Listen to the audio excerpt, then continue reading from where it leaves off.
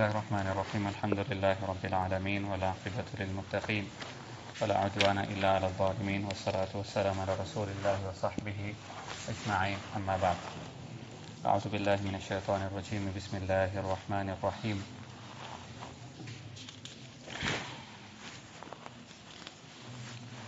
وعن عائشة رضي الله عنها أن رسول الله صلى الله عليه وسلم حين توفي سجي ببرد حبرة متفق عليه.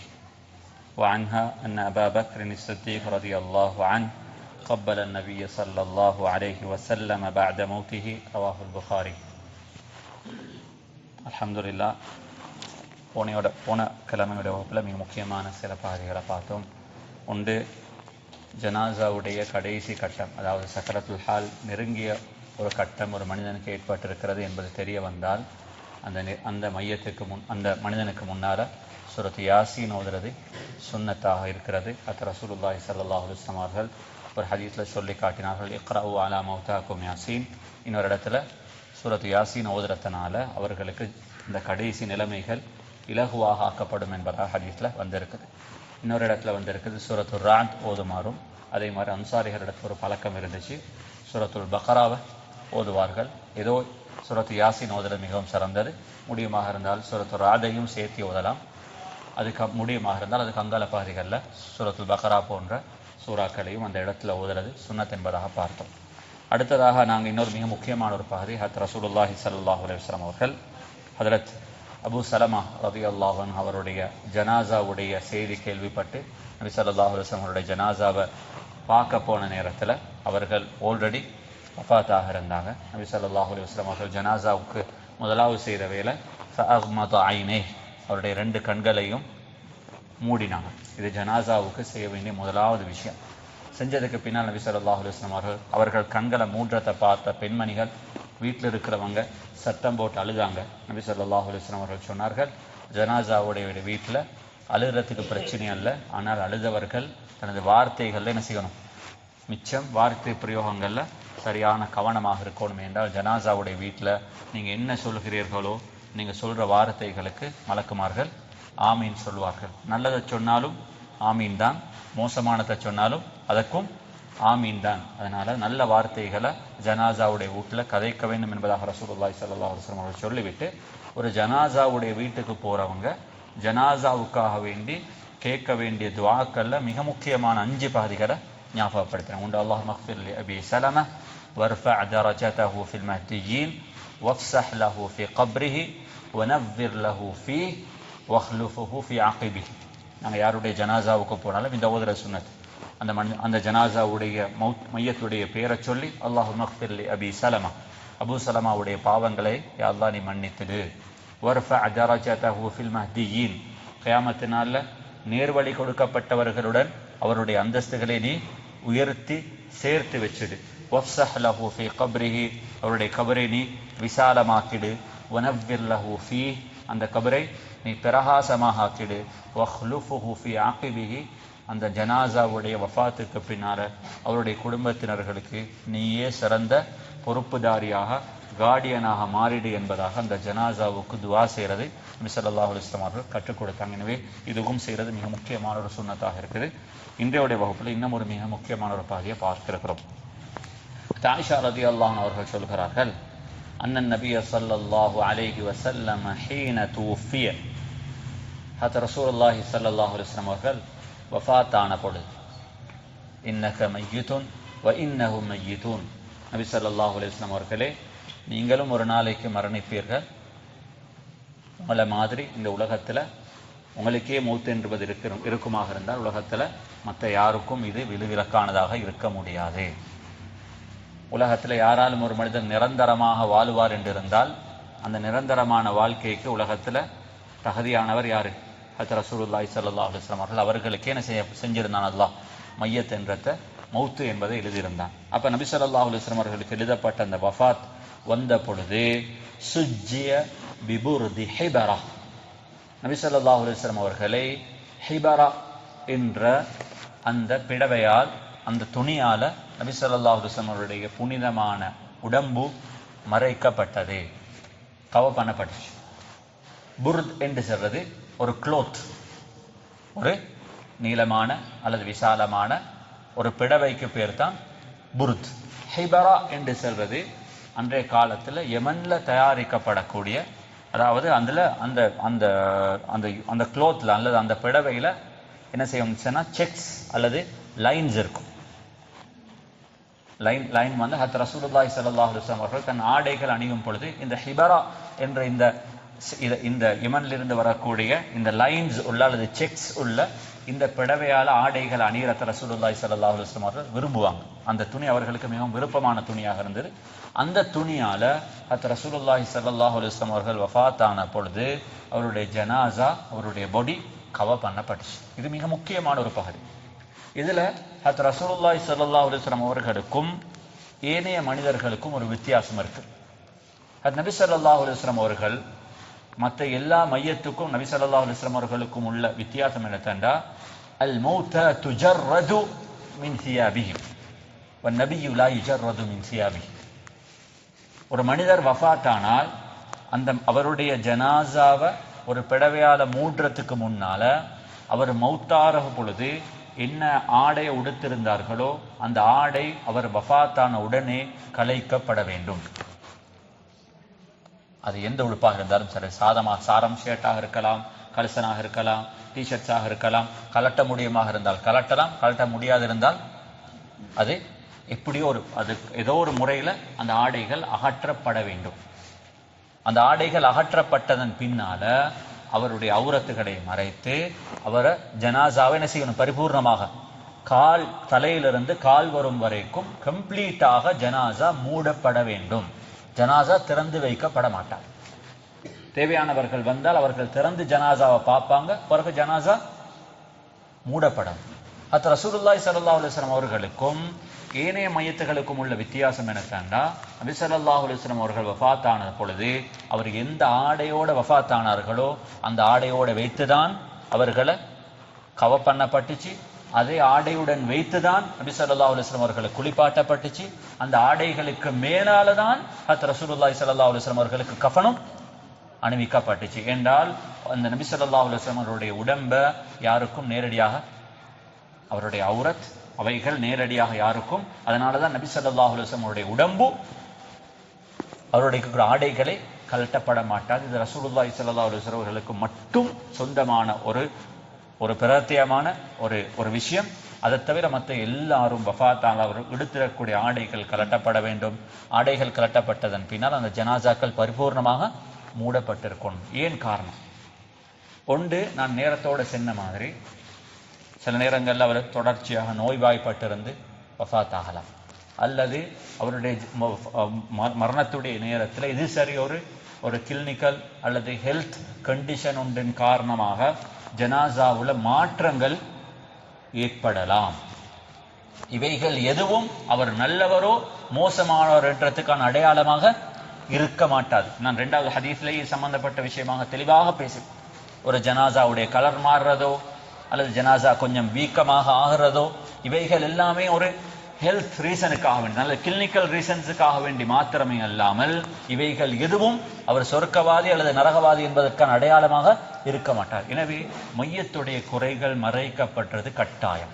அதனாலதான் ஒரு ஜனாசாவுக்கு அவர் மௌத்தாகிட்டார் என்றிருந்தால் அந்த பொடி கட்டாயமாக யாருக்கும் விளங்காத விதத்தில் மறைக்கப்பட வேண்டும், இன்க்ளூடிங் இது சேர்த்து முகமும் உட்பட. யாராம் ஒருத்தர் வாராக இருந்தால் அவர்களுக்கு என்ன செய்யலாம், அந்த ஜனாசாவை பார்க்கலாம், அதில் பிரச்சனை இல்லை. ஆனால் முகமும் மூடப்பட்டு தான் ஜனாசாவில் இருக்கணும். இது குளிப்பாட்டுறதுக்கு முன்னால, குளிப்பாட்டுறதுக்கு அந்த நேரம் வரும் வரங்காட்டியமாக இருந்தாலும் ஜனாசா உடுப்போட யாரும் என்ன செய்யறது இல்லை, வைக்கிறது இல்லை. இப்போ ஜனாசா ஹத் ரசூலுல்லாஹி ஸல்லல்லாஹு அலைஹி வஸல்லம் இதில் இன்னும் மிக முக்கியமான ஒரு பகுதியை நாங்கள் விளங்கிக் கொள்ளணும். மௌத்தாக இருக்கிறாங்க, ஆடைகளை கலட்டிட்டோம், ஆடைகளுக்கு மேலால இன்னும் ஒரு புடவையால அந்த ஜனாசாவை நாங்கள் கவர் பண்ணியிருக்கிறோம். அது ரசூலுல்லாஹி ஸல்லல்லாஹு அலைஹி வஸல்லம் அவர்கள் தான் வஃபாத்தான் அந்த ஆடையுடனே இருக்கும் பொழுது அவர்களுடைய உடம்பு மேலால் இன்னொரு புடவையால கவர் பண்ணப்பட்டிருக்கிறது. அது ஆயிஷா ரலியல்லாஹு அன்ஹா சொல்கிறார்கள், வஅன்ஹா அன் அபா பக்ர் ஸித்தீக் ரலியல்லாஹு அன்ஹு قبل النبي صلى الله عليه وسلم بعد موته رواه البخاري. அது ரசூலுல்லாஹி ஸல்லல்லாஹு அலைஹி வஸல்லம் அவர்கள் வஃபாத்தான நேரத்தில் அபூபக்கர் சித்திக் அவர்கள் மதீனாவுக்கு வெளியில போயிருந்தாங்க. ஏன்னா அன்றைய நாளுடைய சுபகுடைய தொழுகையுடைய நேரத்தில் நபி ஸல்லல்லாஹு அலைஹி வஸல்லம் அவர்களுக்கு வளமையை விடவும் கொஞ்சம் அவருடைய ஹெல்த் கண்டிஷன் கொஞ்சம் ரிகவர் ஆகி கொஞ்சம் நல்லா இருந்துச்சு. அது அபூபக்கர் சித்திக் அவர்கள் நினைச்சாங்க நபி ஸல்லல்லாஹு அலைஹி வஸல்லம் அவர்களுடைய கண்டிஷன்ஸ் கொஞ்சம் கிளியர் ஆகுது, அதனால பிரச்சனை ஒன்று இல்லை என்பதாக நினைச்சு தன்னுடைய ஒரு தேவைக்காக வேண்டி அவர்கள் மதீனாவுக்கு வெளியில போயிருந்தாங்க. துஹாவுடைய நேரத்தில் அவர்கள் மதீனாவுக்கு வெளியில் இருக்கும் பொழுதுதான் அது ரசூலுல்லாஹி ஸல்லல்லாஹு அலைஹி வஸல்லம் அவர்களுக்கு எழுதப்பட்ட அந்த மௌத்தை அவர்கள் சுவைக்க வேண்டிய ஒரு நிலைமை அல்லாஹ் அவர்களுக்கு உருவாக்கினார். ஜனாசாவுடைய செய்தி மதீனாவுல பரவுகிறது. அது அபூபக்கர் சித்திக் அவர்களுக்கும் கேள்விப்பட்ட உடனேயே அவர்கள் போயிருந்த அந்த பயணத்திலிருந்து அவசரமாக மதீனாவுக்கு திரும்பி வந்தாங்க. வார நேரத்தில் இன்ஷா இன்னொரு கட்டத்தில் நான் பேசுகிறேன். மதீனாவுடைய நிலைப்பாடுகள் எல்லாம் சரியான ஒரு கலக்கமான நிலைப்பாடு. நபி ஸல்லல்லாஹு அலைஹி வஸல்லம் அவர்கள் மரணித்தார்களா இல்லையா என்ற ஒரு பிரச்சனை, இது சம்பந்தப்பட்ட தீர்மானங்கள் எடுக்க முடியாத ஒரு பிரச்சனை. அப்ப அடுத்தது ஹலீஃபாவாக யார் நியமிக்கப்பட்டது என்றெல்லாம் பல பிரச்சனைகளுக்கு அன்றைய நேரத்தில் மதீனா முகம் கொடுத்த ஒரு காலப்பகுதி. அது அபூபக்கர் சித்திக் அவர்கள் நேரடியாக வந்தார்கள். யாருடனும் கலைக்கல்ல, தன்னுடைய மகளுடைய வீட்டில் தான் நபி ஸல்லல்லாஹு அலைஹி வஸல்லம் முபாரக்கான அந்த ஜனாசா வைக்கப்பட்டிருந்தது. வந்தவர்கள் நேரடியாக தன்னுடைய மகளுடைய வீட்டுக்குள்ளால் நுழைந்தார்கள். அது ரசூலுல்லாஹி ஸல்லல்லாஹு அலைஹி வஸல்லம் அவர்கள் இந்த புர்து ஹிபரா அதால் அவர்கள் கவ பண்ணப்பட்டிருந்த பொழுது நபி ஸல்லல்லாஹு அலைஹி வஸல்லம் அவருடைய அந்த புனிதமான மேனிக்கு மேனால் இருந்த அந்த பிடவையை அது அபூபக்கர் சித்திக் அவர்கள் அகற்றிவிட்டு ஃபகப்பல அவருடைய ஜனாசாவை முத்தமிட்டார்கள். ஜனாசாவை முத்தமிட்டார்கள். இது மிக முக்கியமான இன்னொரு மறுபகுதி. அதாவது ஒரு ஜனாசாவை பார்க்க முடியும். ஜனாசாவுக்கு ஒரு ஆணுக்கு ஒரு ஆண் அல்லது அவர்களை யாரு பார்க்கறதுக்கு ஷரியத்தில் அனுமதி இருக்கிறதோ அவர்களுக்கு ஜனாசாவை அவருடைய வஃபாத்துக்கு பின்னால் அவர்களுக்கு நெருக்கமான உறவு இருக்கலாம், நெருக்கமான நண்பர்கள், நெருக்கமான குடும்பத்தினர்கள், ஒரு குழந்தைக்கு தகப்பன், ஒரு தாய், தன்னுடைய நெருக்கமான சாச்சா மாமா, யாருக்கெல்லாம் ஷரியத்தில் பார்க்கிறது மஹரமாக இருக்கிறதோ இவர்களுடைய ஜனாசாக்கள் அவர்களுக்கு என்ன செய்யலாம், முத்தமிடுறது அனுமதிக்கப்பட்டது. இது அபூபக்கர் சித்திக் அவர்கள் ரசூலுல்லாஹி ஸல்லல்லாஹு அலைஹி வஸல்லம் ஜனாசாவுக்கு செய்தார்கள். இதுக்கு முன்னால இந்த சுன்னத்துக்கு இன்னும் ஒரு அழகான முன்மாதிரி இருக்கிறது ரசூலுல்லாஹி ஸல்லல்லாஹு அலைஹி வஸல்லம் வாழ்க்கையில். அதுதான் இன்றைக்கு நான் அதோட நான் முடிக்கணும்னு நினைக்கிறேன். அது மேலே ஒரு அழகான ஒரு சம்பவம். ரசூலுல்லாஹி ஸல்லல்லாஹு அலைஹி வஸல்லம் அவர்கள் ஹிஜ்ரி அதாவது நுபுவத்துடைய 13வது வருஷம் நபி ஸல்லல்லாஹு அலைஹி வஸல்லம் அவர்கள் மக்காவிலிருந்து மதீனாவுக்கு ஹிஜ்ரத் வந்தார். முதலாவது வருஷம் 2வது வருஷம் பத்ருடைய போர் நடக்குது. அது வரும் வரைக்கும் ஹிஜ்ரத் வந்த எவருமே பத்ர்ல சில சஹாபாக்கள் ஷஹீதாக்கப்பட்டார்கள், முஹாஜிர்கள் ஷஹீதாக்கப்பட்டார்கள். ஆனால் மக்காவிலிருந்து மதீனாவுக்கு ஹிஜ்ரத் செஞ்சு வந்த எந்த சஹாபாக்களும் அன்றைய நாள் வரும் வரங்காட்டியும் அதாவது நேச்சுரல் டெத் இயற்கையாக அவர்கள் மதீனாவுல வஃபாத்தாகி இருக்கல எந்த முஹாஜிர்களும் பத்ர் வரும் வரைக்கும். பத்ருடைய கட்டத்துல ரசூலுல்லாஹி ஸல்லல்லாஹு அலைஹி வஸல்லம் அவர்கள் பத்ருக்கு பின்னால மதீனாவுல ஜன்னத்துல் பக்கி என்பதாக நாங்க சொல்றது, ஆனால் இதற்கான சரியான பேர் பக்கீஉல் கர்கத். நாங்க எல்லாம் என்ன சொல்றது ஜன்னத்துல் பக்கி என்று சொன்னாலும் அந்த மக்பராவுடைய சரியான பேர் பக்கீஉல் கர்கத். பக்கீஉல் கர்கத்ல அடக்கம் செய்யப்பட்ட முதலாவது முஹாஜிர் ஹஜ்ரத் உஸ்மான் இப்னு மத்ஊன் ரலியல்லாஹு அன்ஹு. ஹஜ்ரத் உஸ்மான் இப்னு மத்ஊன் யார் அவரு? அது ரசூலுல்லாஹி ஸல்லல்லாஹு அலைஹி வஸல்லம் அவர்களுடைய பால் குடி சகோதரர். அது நபி ஸல்லல்லாஹு அலைஹி வஸல்லம் அவர்கள் 2 தாய்மார்களிடத்துல பால் குடிச்சாங்க. ஒன்று சுவைபியா, இரண்டாவது ஹலீமத்து சஅதியா. ஒன்று சுவைபியா, அடுத்தது இரண்டாவது ஹலீமத்து சஅதியா. அது உஸ்மான் இப்னு மத்ஊனும் அது ரசூலுல்லாஹி ஸல்லல்லாஹு அலைஹி வஸல்லம் அவர்களும் சுவைபியா என்ற இந்த பெண்ணிடத்துல பால் குடிச்சதனால அது ரசூலுல்லாஹி ஸல்லல்லாஹு அலைஹி வஸல்லம் அவர்களும் உஸ்மான் இப்னு மத்ஊனும் பால் குடி உறவால சகோதரர். நபி ஸல்லல்லாஹு அலைஹி வஸல்லம் அவர்களுக்கு மிகவும் நெருக்கமானவர். மக்காவுல மிகவும் செல்வந்தர்களாக வாழ்ந்த ஒரு சஹாபியில ஒருவர், ஒரு யங் சஹாபி. தனது இஸ்லாத்தை ஏற்றுக்கொண்டதில் அவருடைய அட்மிஷன் நம்பர் 13. இஸ்லாத்தை ஏற்றுக்கொண்டதில் அவருடைய அட்மிஷன் நம்பர் 13வது இஸ்லாத்தை ஏற்றுக்கொண்ட நபி ஸல்லல்லாஹு அலைஹி வஸல்லம் அவர்களுக்கு உறவுல சகோதரராக இருந்த ஒரு மனிதர். ஹிஜ்ரத்துடைய நேரத்தில் தன்னுடைய மனைவி, தனது ஆண் குழந்தை சாயிப் என்ற இந்த 3 பேரையும் கூட்டிக் கொண்டு நபி ஸல்லல்லாஹு அலைஹி வஸல்லம் அவர்களுடன் மதீனாவுக்கு ஹிஜ்ரத் செய்தார். ஒரு சஹாபி, இவர்களை பற்றி ஹதீஸ்ல வந்திருக்குது. அவரை பற்றி இப்னு கஸீர் ரஹ்மத்துல்லாஹி அலைஹி அவர்கள் பிதாயாவில் எழுதும் பொழுது மின் அவுலியா இல்லாஹில் முத்தகீன், அல்லாஹுடைய மிகவும் நெருக்கமான நேசர் என்பதாகத்தான் அவரை பற்றி எழுதிவிட்டு. என்றால் உண்மையிலே அவருடைய பேணுதல்கள், அவருடைய இபாதத்துகள், இதை பற்றி எல்லாம் ஹதீஸ்ல பல விஷயங்கள் பேசப்பட்டிருக்கு. நாங்கள் அவைகள் எல்லாத்தையும் பேசுறதுக்கான சந்தர்ப்பம் இல்லை. ஆனாலும் அந்த சஹாபியை பற்றி எங்களுக்கும் தெரிஞ்சு வச்சிருக்கணும். அப்ப நபி ஸல்லல்லாஹு அலைஹி வஸல்லம் அவர்களுக்கு இந்த மனிதர் அவருடைய ஜனாசாவுடைய செய்தி கேள்விப்பட்டுச்சு. எவ்வளவு இப்படி இருக்கும், தனக்கு உறவுக்கு சகோதரர், தன்னோட மக்காவில் இருந்த 13 வருஷங்கள் மக்காவில் எல்லா கஷ்ட நஷ்டத்திலையும் பங்கெடுத்தவர், தன்னோட மதீனாவுக்கு ஹிஜ்ரத் செஞ்சு வந்தவர், மதீனாவில் முதலாவது வஃபாத்தாகி பக்கீஉல் கர்கத்ல அடக்கம் செய்யப்படக்கூடிய மனிதர். அந்த மன்னனுடைய ஜனாசாவுடைய செய்தி ரசூலுல்லாஹி ஸல்லல்லாஹு அலைஹி வஸல்லம் அவர்கள் கேள்விப்படுகிறது. திருமதியுடைய ரிவாயத்தில் இருக்குது. நபி ஸல்லல்லாஹு அலைஹி வஸல்லம் அவர்கள் வந்தாங்க. உஸ்மான் இப்னு மத்ஊன் ரலியல்லாஹு அவர்கள் ஜனாசாவை பார்த்தாங்க. அப்படியே குனிஞ்சு அவருடைய நெத்தியில முத்தமிட்டாங்க. முத்தமிட்டு அழுதாங்க. எந்த அளவுக்கு என்றால் ஃபஸாலத்தி துமூஉ அலா ஹத்தி உஸ்மான் இப்னு மத்ஊன், நபி ஸல்லல்லாஹு அலைஹி வஸல்லம் அவருடைய கண்ணீர் உஸ்மான் இப்னு மத்ஊனுடைய என்ன சொல்றது இருக்கு, அந்த ஹத்துக்கு, அந்த கன்னத்தில், அவருடைய கன்னத்துல நபி ஸல்லல்லாஹு அலைஹி வஸல்லம் அவருடைய அப்படியே கண்ணீர் வடிஞ்சோடுது. அழுதாங்க, அவ்வளவு அழுதாங்க. இன்னொரு ரிவாயத்துல வந்து இருக்குது, ஒருக்க முத்தமிட்டுட்டு எழுமினாங்க, அழுதாங்க, திரும்பவும் குனிஞ்சாங்க, திரும்பவும் முத்தமிட்டாங்க, திரும்பவும் அழுது கொண்டே இருந்தாங்க, திரும்பவும் எழுமினாங்க, திரும்பவும் முத்தமிட்டாங்க. நபி ஸல்லல்லாஹு அலைஹி வஸல்லம் அவருடைய கண்ணீரை பார்த்த எல்லா சஹாபாக்களும் அழுதாங்க. பிறகு ரசூலுல்லாஹி ஸல்லல்லாஹு அலைஹி வஸல்லம் சொன்னாங்க, இது ஷைத்தானுடைய ஒரு தூண்டுதலோ தெரியாது, எனக்கு என்னுடைய உணர்வுகளை கட்டுப்படுத்துறது கஷ்டமா இருக்குது. ஏண்டா சகோதரர், ஏண்டா ஒரு 15 வருஷத்துடைய நினைவுகள் அப்படியே பிளாஷ்பேக் போயிருக்கும். அவர் எப்படி இஸ்லாத்துக்கு வந்தாரு, எப்படி கஷ்டப்பட்டாரு, என்னென்ன விஷயங்களை இழந்தாரு, எப்படி ஹிஜ்ரத் செஞ்சு வந்தாரு, தன்னுடைய குழந்தைகளை தனக்கு இப்ப யதீமாக விட்டுட்டு ஒரு சாதாரணமான ஒரு மனிதனாக வஃபாத் ஆகிறாரு. இது எல்லாத்தையும் பார்த்தா ரசூலுல்லாஹி ஸல்லல்லாஹு அலைஹி வஸல்லம் அவர்களுக்கு கண்ணால கண்ணீர் வடிச்சாங்க. கடைசியாக ஜனாசாவுடைய கட்டத்துல ஜனாசா அடக்கம் செய்யப்பட்டது. முதலாவது ஒரு முஹாஜிர் மதீனாவுல பக்கீஉல் கர்கத்ல அடக்கம் செய்யப்பட்டாங்க. அடக்கம் செய்யப்பட்டதுக்கு பின்னால அந்த சஹாபியோட பேர் கூட வந்து இல்லை. நபி ஸல்லல்லாஹு அலைஹி வஸல்லம் அந்த சஹாபியை பார்த்தனா, அந்த கல்லை தூக்கி வைங்கப்பா அவரோட தலைமாட்டில், அந்த கல்லை தூக்கி தலைமாட்டில் வைங்க, இது என்னுடைய சகோதரனுடைய கபரு என்றது எனக்கு ஞாபகம் இருக்கும், எனக்கு வந்து போனால் அவரை ஜியாரத் பண்ணிக்கிறது லேசாக இருக்கும். அந்த சஹாபி போய் அந்த கல்லை தூக்குறாரு, அவருக்கு என்ன செய்யலாம், தூக்க முடியாது. அந்த ஹதீஸை ரிவாயத் செய்கிற சஹாபி சொல்றாரு, நபி ஸல்லல்லாஹு அலைஹி வஸல்லம் அவர்கள் ஃபரஐது பயாத சாஇதை, அன்றுதான் நான் நபி ஸல்லல்லாஹு அலைஹி வஸல்லம் அவர்களுடைய இந்த சாஇத், என்ன சொல்றது, இந்த புஜம், இந்த ஆமுடைய ஸ்கின்னுடைய கலர் அன்றுதான் நான் நேரடியாக பார்த்தேன். அவ்வளோ வெள்ளையாக இருந்துச்சு. தன்னுடைய ரெண்டு இந்த ஸ்லீவ் அப்படியே தூக்கினாங்க.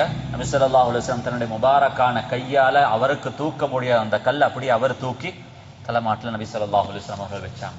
அன்பான சகோதரர்களே, அந்த சஹாபிக்கு ரசூலுல்லாஹி ஸல்லல்லாஹு அலைஹி வஸல்லம் அவர்கள் தன்னுடைய வாழ்க்கையில கொடுத்திருந்த அந்த ரெகக்னிஷன் இது வித்தியாசமானது. தன்னுடைய 2 குழந்தைகள், அதுக்கு பின்னால் 4 குழந்தைகள், இந்த வஃபாத்துக்கு பின்னால உம்மு குல்சூம், பிறகு ருக்கையா, பிறகு ஜைனப், பிறகு இப்ராஹிம், இந்த 4 குழந்தைகளும் மதீனாவில் ரசூலுல்லாஹி ஸல்லல்லாஹு அலைஹி வஸல்லம் குழந்தைகள் வஃபாத்தானவர்கள். இதில் ஜைனப் ரதியல்லாஹு அவர்களுடைய ஜனாசாவுடைய கட்டத்திலையும் இப்ராஹிம் ரதியல்லாஹு அவருடைய ஜனாசாவுடைய கட்டத்தில் ரசூலுல்லாஹி ஸல்லல்லாஹு அலைஹி வஸல்லம் அவர்கள் துஆ ஓதினாங்க. இந்த துஆ வித்தியாசமானது. ஜைனப் ரதியல்லாஹு ஜனாசாவை வச்சு கொண்டு சொன்னாங்க, இல்ஹகி பிஸலஃபினா ஸாலிஹில் கைர் உஸ்மான் இப்னு மத்ஊன்.